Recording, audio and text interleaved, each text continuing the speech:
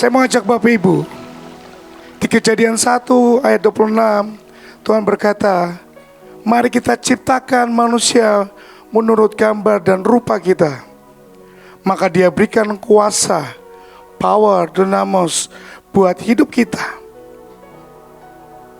Setiap kita diberikan kuasa, otoritas dalam hidup kita. Saya mau ajak habis ini kita akan praktek sama-sama. Bukan karena Pak Samuel, enggak. Tadi yang doain Bapak Ibu itu anak-anak di depan. Semua dipakai untuk membawa ledakan kuasa Tuhan. Saya orang melankolis, tapi kadang berpikir gak mungkin anak yang kecil akan doakan saya jatuh, gak mungkin. Tapi Dia bisa pakai. Kadang-kadang yang membatasi Tuhan bekerja adalah pikiran kita. Saya gak akan berat-berat hari ini, tapi saya mau ajak kita sama-sama pakai kuasa yang Tuhan berikan buat kita. Tapi ada yang aneh di Kejadian 9 ayat 1. Bapak Ibu baca, baiklah kita sebentar. Balik lagi. Balik Kejadian 1 ayat 26. Saya akan cepat aja Bapak Ibu. Karena saya dengan Pak Leo, ya. Buat saya, buat kita punya ledakan kuasa Tuhan. Saat kita dengan Roh Kudus itu menyatu, maka akan terjadi ledakan yang besar. Kita punya kekuatan, kalau tidak ada pemicunya, pemetiknya, maka tidak terjadi ledakan yang besar. Waktu Tuhan berkati mereka, kuasa Tuhan berikan. Semua kuasa untuk menaklukkan di udara, laut, darat, Tuhan berikan. Tapi Bapak Ibu lihat setelah kejatuhan, mari kita sama-sama lihat di Kejadian pasal 9. Kejadian pasal 9 ayat 1. Lalu Allah apa? Memberkati mereka, Nuh dan anak-anaknya, serta apa? Berfirman kepada beranak. Boleh baca sama-sama orang-orang yang dipercayai. Beranak dan bertambah banyaklah, serta penuhi bumi. Saya tanya, di mana kuasa itu? Di mana kata kuasa itu?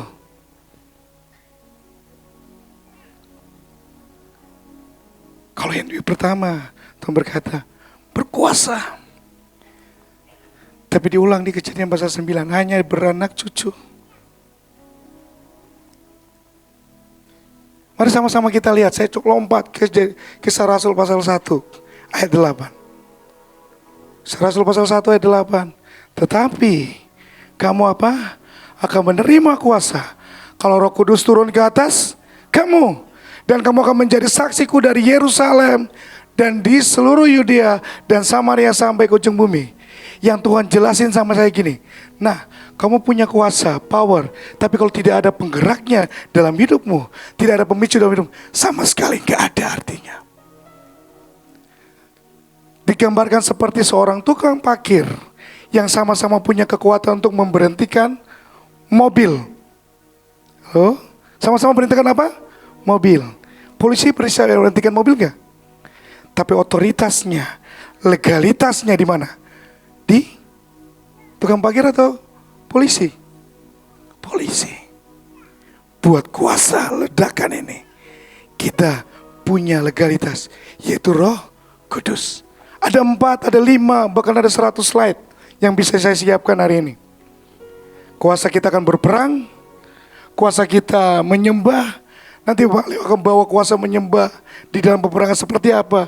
Tapi saya mau ajak Bapak Ibu, kuasa sudah diberikan buat kita untuk menahan hujan, mau berdoa buat kota, gempa bumi, megatrust, semua Tuhan sudah berikan. Tapi buat ledakan yang besar, butuh ini, Roh Kudus. Saya mau ajak orang-orang yang berkata, orang melankolis, mungkin gak percaya. Tadi Tuhan gerakin, coba panggil mereka, doain. Tapi bukan kamu. Dia yang bergerak di tengah-tengah kita. Ya, mari lihat. Saya minta waktu 5 menit ya Pak Leo. Mana Pak Leo? Ada ya. Saya minta waktu ya. Oke, boleh kita lihat kuasa apa sih? Begitu ledakan itu terjadi, maka ledakan apa yang terjadi? Coba kita lihat sama-sama. Boleh lanjut. Yang pertama adalah kuasa perang. Sama-sama katakan kuasa perang. Saya ngajar di teologi, STT, Sekolah Tinggi Teologi. Gelarnya STH, bukan Sekolah Tinggi Hati ya. Bukan. Kata perang artinya gini, bahasa aslinya dibilang milkama ya. Mudahan saya bisa cocok. Ada yang nama milkah di sini? Milkama ya. Artinya dari akar kata lakhem yang artinya to eat. Kalau kamu nggak perang, kamu nggak makan. Kalau kita nggak perang, kita nggak dapat berkatnya. Makanya dari Bethlehem, rumah roti. Begitu perang, ada berkatnya. Tapi Tuhan jelasin gini, Tuhan sendiri ada di tengah-tengah kita loh. Ini kemahnya Tuhan, para tentaranya Tuhan. Tuhan Allah ada di antaramu sebagai pahlawan yang memberi kemenangan. Coba lihat wajah-wajah kemenangan di tempat-tempat ini. Coba lihat wajahnya. Lihat, orang melankolis bukan orang pemikir loh. Kita bukan melankolis, tapi kita memang yang memberikan kemanisan buat yang lainnya. Ya, ia bergirang karena engkau dengan sukacita. Kita bukan orang yang cemberut tiap hari. Begitu sudah perang, kayaknya susah hatinya buat perang. Ya Bu ya. Nanti Pak Gembala suruh, kagak, saya nggak disuruh, perasaannya terkikis. Kayaknya kenapa saya nggak dipanggil buat perang, nggak dipanggil buat doling, nggak ditegur. Padahal Tuhan sendiri tengah-tengah kita untuk perang. Kuasa yang pertama, kuasa buat mari duduki peperangan. Buat kita punya ledakan radiasi. Yang pertama kita ekspansi dengan cara perang. Bukan perangi saudaramu. Besok gak suka ditampar dengan sikap yang diam. Orang melankolis gitu kan? Diam, gak mau bicara, biarin aja. Pokoknya jalan mukanya kelihatan, senyum tapi di dalamnya membara. Yang tertawa sama-sama bertobat katakan amin. Habis ini kita akan perang sama-sama ya. Oke? Saya mau ajak kita praktek. Terus kemudian lewati, saya lewati aja. Aduh maaf banget. Lewati. Yang kedua, ada kuasa doa. Sebentar kalau kita perang sama-sama, saya minta semuanya berbicara. Semuanya doa. Mari doa. Bapak Ibu, Elia mungkin menurut saya dia adalah salah satu orang yang melankolis. Begitu dia selesai, diintimidasi, dikatain, cuma dikatain, pulang pikir, sembunyi di dalam kamar. Kenapa dia ngomong saya begini ya? Benarkah itu orang-orang melankolis? Benar ya kan? Sama, saya juga gitu, kira-kira 100 tahun yang lalu. Mikir, kenapa saya nggak disapa sama ibu gembala saya? Kenapa saya nggak dipanggil jadi WL? Kenapa saya nggak jadi singer lagi? Kenapa dan kenapa dan kenapa? Kenapa? Bergulat akhirnya nggak bisa tidur. Maka tekanan darahnya naik tinggi. Orang lain tidur, kita yang susah tidur. Tuh. Tapi waktu dia benar-benar sungguh-sungguh kejar Tuhan, api dari surga turun. Loh, lihat. Waktu Bapak Ibu kita sama-sama doa sungguh-sungguh, maka api yang dari surga turun. Ini satu orang pribadi bisa menggerakkan surga. Mari kita lanjut, saya lewat. Saya akan cepat aja karena harus berbagi. Lanjut. Bapak Ibu, yang pertama adalah kuasa perang. Yang kedua adalah deklarasi atau bernubuat. Ini yang perlu kita lepaskan sama-sama. Yeskiel 37 ayat 4. Lalu firman-Nya kepadaku, bernubuatlah mengenai tulang-tulang ini, dan katakanlah kepadanya, hai tulang-tulang yang kering, dengarlah firman Tuhan. Maka mereka menjadi pasukan-pasukan yang dahsyat. Melankolis, saya kadang kalau udah nggak mau bicara, saya diam. Jadi marahnya dengan diam. Mungkin itu sedikit problematik. Diam gitu. Bapak Ibu yang diam-diam, jangan terlalu lama berdiam diri. So mukanya semua lihat saya begini. Ini siapa nih anak muda nih? Hitam manis, manis sekali. Yang lagi berbicara di depan siapa? Kita harus ngomong, bernubuat buat kota kita, bangsa kita. Amin. Sebentar, kita akan buat tindakan profetik. Saya mau ajak kita sama-sama perang. Saya mau ajak kita sama-sama praktek. Dan saya akan keliling. Saya akan dengar. Siapa yang mulutnya kebuka seperti ikan koi? Tahu ikan koi? Gini gak ada suara, cuma gini aja. Dan yang gak ngomong, mohon izin saya pukul perutnya. Bang, ini tentaranya Tuhan, benar? Benar? Benar ya? Saudara yang katakan benar ya? Oke. Mari bernubuat buat bangsa ini. Jangan diam Bapak Ibu. Mulut kita penuh kuasa. Saya ingat suatu saat istri saya, kami lagi berbeda pendapat. Dia ngomong apa, saya ngomong apa, istri saya jawabnya gimana, nggak mau. Akhirnya ribut gitu ya. Tapi ributnya Alkitabiah, pakai ayat firman Tuhan. Jadi kalau mau doa, anak-anak muda cari jodoh, berdoa sungguh-sungguh. Kalau dia dapat yang pendeta, gembala, pasti pakai ayat firman. Saya tanya mahasiswa saya, kamu cari jodoh yang gimana Pak? Setidaknya jangan jadi dia pendeta. Nanti kalau ribut pakai ayat firman. Oh gitu ya. Saya ngomong gini, kok kamu gak dengar sih sama saya? Saya marah. Tiba-tiba besoknya telinganya lubang. Bukan karena lubang anting, gendang telinganya pecah. Sampai hari ini saya masih minta mujizat Tuhan. Karena ini, mulut. Bapak Ibu, tadi baru belajar deklarasi, benar? Di gedung sebelah.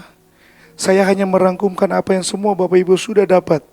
Kuasa peperangan, kuasa deklarasi, kuasa doa.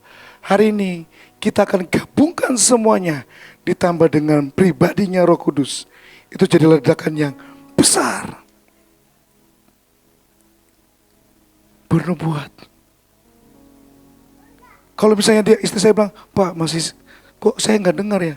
Saya ingat, oh iya, karena waktu itu. Hati-hati. Dasar kamu, Bapak Ibu tahulah. Mama, kita dari wilayah timur tahu kan, biasa lihat kebunku penuh dengan bunga, ya kan? Kamu mawar, kamu Kamboja misalnya, sebagainya. Hati-hati perkataan kita. Oke, lanjut.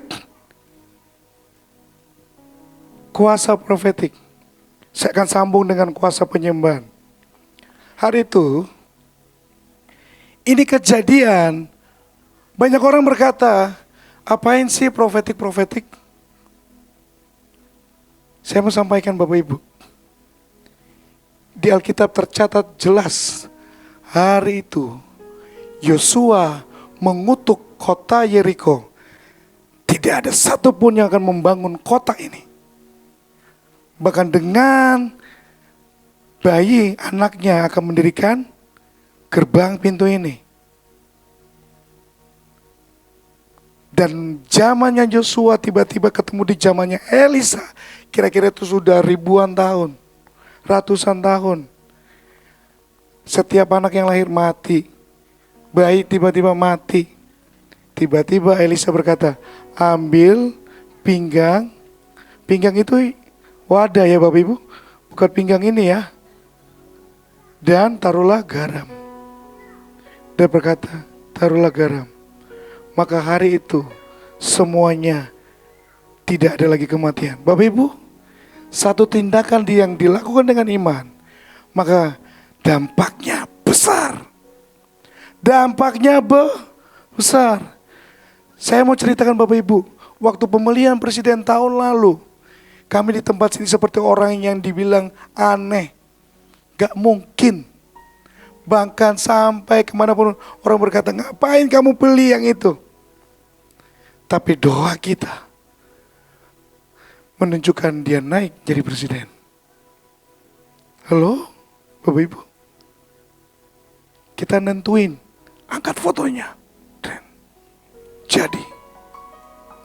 Boleh Bapak Ibu angkat foto. Kalau kuasa otoritasnya nggak ada efeknya. Tapi hari itu di tempat ini kita lakukan benar-benar dalam tuntunan Tuhan. Maka itu terjadi.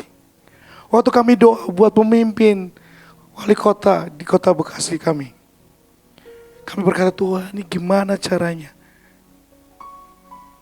Tapi yang kami tahu, pemimpin kami nangkap, kami lakukan. Kami sepakat. Apa yang dia berkatakan, lakukan. Kami lakukan, Bapak Ibu. Boleh tanya warga kota Bekasi ya kan? Yang kami doain itu naik. Bahkan beda setipis. Tuhan berkata, kamu masih kurang sungguh-sungguh. Itu masih kurang sungguh-sungguh, doanya udah kayak gitu. Apalagi sungguh-sungguh ya. Kalau sungguh-sungguh lebih dahsyat lagi ya gitu ya. Mari Bapak Ibu. Sebentar, saya minta Bapak Ibu punya selendang, apapun yang ada di kantongmu, yang ikat di leher. Ini bukan syal karena dingin, biar kalau keringnya dilap-lap gini, bukan. Itu ada artinya itu. Kalau saya tanya kira-kira, ini artinya apa?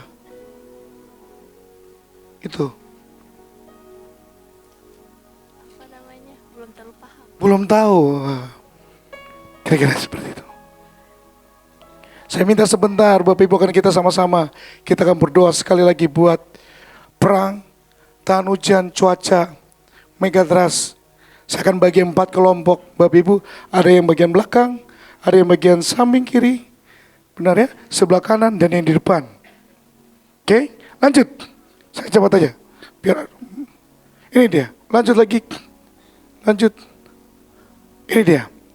Bapak Ibu, kenapa kita perlu nyembah Tuhan? Waktu kita nyembah Tuhan, Tuhan tuh akan cerita strategi demi strategi. Apa yang akan kita lakukan? Kita mau perangnya bagaimana? Biasanya kita orang melankolis terlalu pintar. Sampai ngatur tuh Tuhan. Gak bisa Tuhan, saya mau perangnya begini. Tapi hari itu Daud berkata, Tuhan mau gimana? Jangan maju nak, buat lingkaran.